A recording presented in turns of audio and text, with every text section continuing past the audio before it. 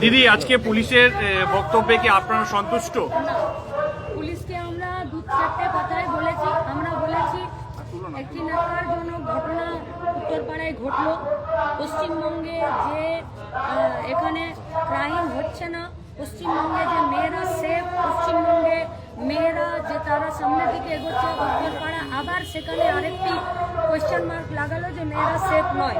আমরা পুলিশের কাছে চেয়েছিলাম যে আপনারা কি এখানে অ্যাকশন নিলেন, আপনারা কি ধারায় দিচ্ছেন, মামলা পক্সো আইন হয়েছে, আপনারা কি তাদেরকে পুলিশ রিমান্ডে নিচ্ছেন, কোন আর্থিক দুর্নীতি থেকে এইসব দুর্বৃত্তদের জন্ম, সেই সবগুলো আপনারা পাবলিককে কোনো একটা বার্তা দিন, সাধারণ মানুষকে আপনারা কোনো একটা মেসেজ দিন যে মানুষ যাতে থাকে। কিন্তু পুলিশের কথা, পুলিশ তো সেই পশ্চিমবঙ্গের তৃণমূল কংগ্রেস দ্বারা পরিচালিত একটি মানে অকর্মণ্য জঘন্য একটি দল, যে দলে মেয়েদের কোনো সম্মান নেই, যে দলে আর যারা দুর্নীতি করে তাদের এখানে পোয়া বারো, ফলত তাদের এখন পুলিশ হয়েছে, ফলত ওরা আলোচনাটাকে সেই ওখানেই নিয়ে গেল যে উত্তরপাড়াতে নাকি কোনো ক্রাইম নেই। সকল ধর্ষকরা কি ধরা পড়েছে এখনো পর্যন্ত?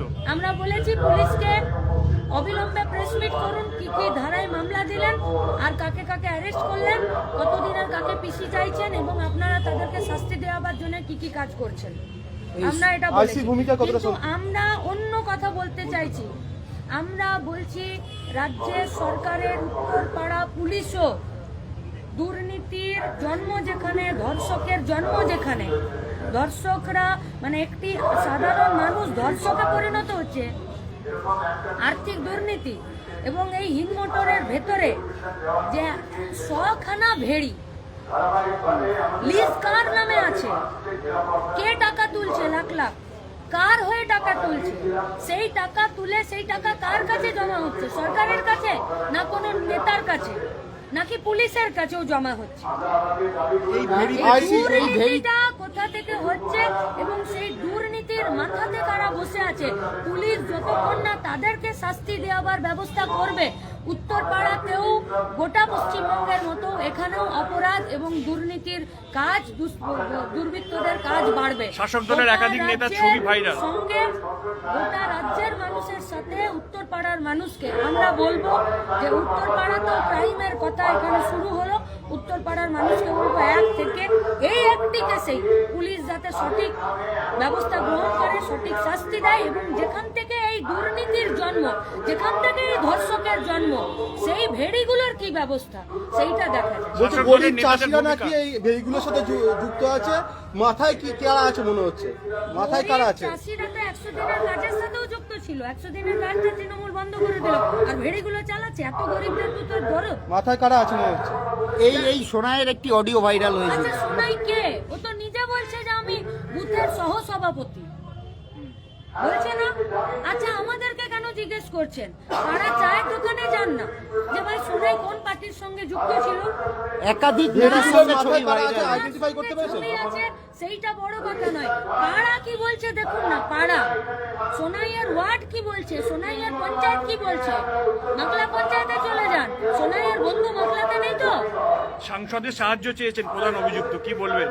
তার মানে দেখুন, যেখানে সাহায্য পেতে পারে সেখানেই না খুঁজছে।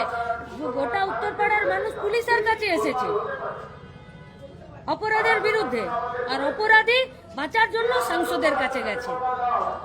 তাহলে সাংসদ ইজ ইকুয়াল টু পুলিশ। এবারে পুলিশকে ঠিক করতে হবে যে সাংসদ বড় না পুলিশ বড়, এই ঘটনার পরে বড় না অপরাধীদেরকে যারা শাস্তি দেবে তারা বড়। এই ঘটনার পরে তৃণমূল থেকে বলা হয়েছে যে সে পার্টি করে না এবং দলের সঙ্গে যুক্ত না, কি বলবেন? ও তৃণমূল এরকমই সব করে। এরা ওই কসবাতে ইউনিয়ন রুমে ওই কি মিশ্র ম্যাঙ্গো হেনা তেনা কি সব নাম, এদের তৃণমূলের ছাত্রনেতাকে দেখেননি? প্রেস মিটে সমস্ত প্রেসকে ডেকে নিয়ে আর ইউনিয়ন রুমে ধর্ষণকে জাস্টিফাই করছিল। এদের কথাতে আপনারা এখনো গুরুত্ব দিচ্ছেন? এইটাই আমাদের কাছে, উত্তরপাড়ার কাছে, গোটা রাজ্যের মানুষের কাছে, আমাদের কাছে এটাই যন্ত্রণা যে এই ধর্ষক, এই দুর্নীতিগ্রস্ত চোর, ছেঁচোর, গোচ্চোর, এদের কথাকে এখনো অব্দি রাজ্যের মানুষ বা মিডিয়া গুরুত্ব দিচ্ছে।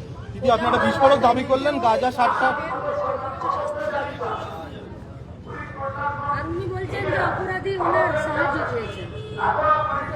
গোটা উত্তরপাড়ার মানুষ এই ধর্ষক এবং ধর্ষক যেখান থেকে সেই 100টা ভেড়ির তার টাকা যদি কেউ খায় আর সে যদি বলে যে আমি শুধু ধর্ষককে বলির পাঠা করে দিব, তাহলে চলবে না।